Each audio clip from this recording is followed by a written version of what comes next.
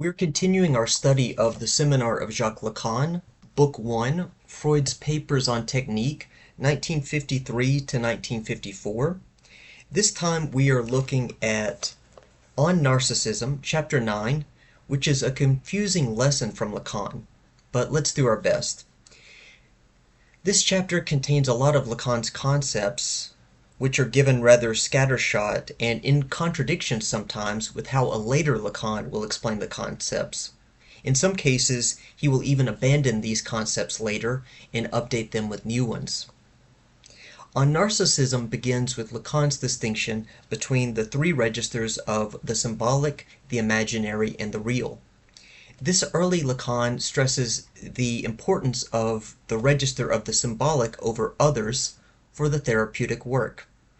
He says on page 107, "You know that I insist on the notion of the symbolic by telling you that it is always advisable to start with that notion in order to understand what we are doing when we intervene in analysis, and especially when we intervene in a positive fashion, namely through interpretation." End quote. This iteration of Lacan, this early Lacan, that is, thinks that the value of the psychoanalyst is to gently guide the patient to find ways to render his unconscious into the symbolic. That is, to put to words his deepest desires and to make them as transparent to himself as possible. This overcomes the double guilt a patient faces if he doesn't face his unconscious.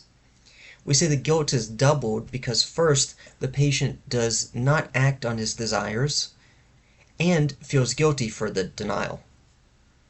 But even though he doesn't act on the desires, there's a double guilt because he feels guilty for entertaining them, because he believes he is not supposed to have these desires.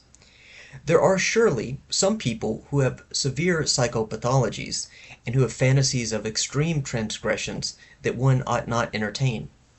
But for most people, what constitutes a transgression for them, even a transgression of thought, is not as serious as they imagine, and typically all the better for shining the light of language onto it, for putting this perceived transgression into words. This early Lacan of this seminar believes one of the goals of psychoanalysis is to give the unconscious over to what he calls, quote, full speech. He says on page 107, full speech is speech which aims at and which forms the truth such as it becomes established in the recognition of one person by another. Full speech is speech which performs. One of the subjects finds himself afterwards other than he was before. That is why this dimension cannot be evaded in the analytic experience." End quote. Here Lacan's explanation is more convoluted than the intuitive sense of the concept of full speech requires. Full speech is really, as far as possible, telling it like it is. It's the patient speaking honestly about his or her desires, giving full voice to that desire. In what follows in this chapter, Lacan moves through some of the different moments of psychoanalysis. He wants to say that what might look like a contradiction in the goal of psychotherapy is just confusing a moment of the process with the totality of the process. For example, first, the psychoanalyst wants the patient to become comfortable with saying anything whatsoever. It doesn't matter if what the patient says is true. It doesn't matter if what the patient says wholly renders the patient's unconscious into speech. That's not the goal at the initial stages, though it will be the goal later. What matters here is not full speech, but just any speech, period. Lacan calls this starting off, quote, on a path leading in the diametrically opposed direction of full speech, end quote.